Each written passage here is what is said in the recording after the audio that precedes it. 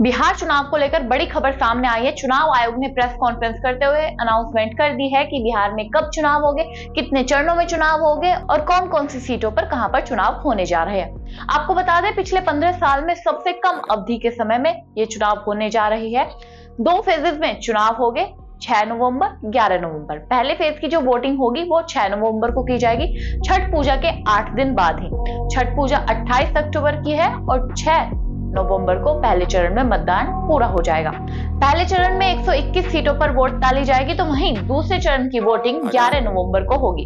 11 नवंबर को वोटिंग होगी। 11 नवंबर की वोटिंग में 122 सीटों पर मतदान किया जाएगा। अगर हम काउंटिंग की बात करें, रिजल्ट की बात करें, तो 14 नवंबर को यानी कि चिल्ड्रंस डे वाले दिन बिहार को उनका नया नेतृत्व करने वाला मुख्यमंत्री मिल जाएगा या फिर नया नेतृत्व करने वाली सरकार भी मिल जाएगी कि किसकी पार्टी रूल करेगी, किसका गठबंधन रूल करेगा।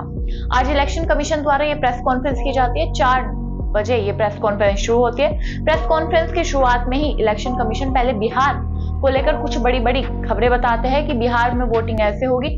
पार्टियों से जब उन्होंने बातचीत की थी कि कब इलेक्शन होने चाहिए, तो उसी को लेकर सबने कहा था छठ पूजा के बाद होने चाहिए।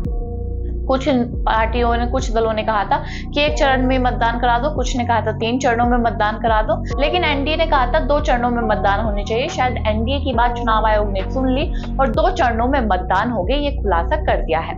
यानी कि 2 चरणों में बिहार में मतदान होगा। छठ पूजा के 8 दिन बाद पहला मतदान होगा और 16 और 11 नवंबर को दूसरा मतदान किया जाएगा। 14 नवंबर को रिजल्ट जारी कर दिया जाएगा। 16 नवंबर तक सारी प्रक्रिया पूरी हो जाएगी। इसी प्रेस कॉन्फ्रेंस में चुनाव आयोग ने बड़ी घोषणा की थी। चुनाव आयोग ने कहा था कि इस चुनाव में पोलिंग बूथों की 100% वेबकास्टिंग की जाएगी, यानी कि लाइव टेलीकास्ट भी चलेगा। लेकिन ये जो वेबकास्टिंग होगी ये सिर्फ कोर्ट को दिखाई जाएगी।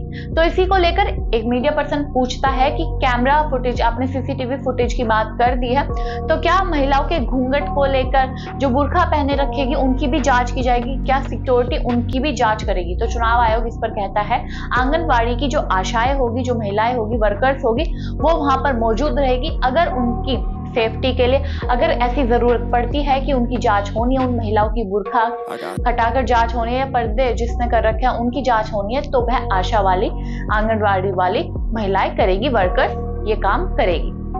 इस प्रेस कॉन्फ्रेंस में कई सारे ऐसी बातों पर चुनाव आयोग खुलासा करते नजर आए, जैसे कि उन्होंने कहा कि एक बूथ पर 1200 से ज्यादा वोटर्स नहीं होंगे।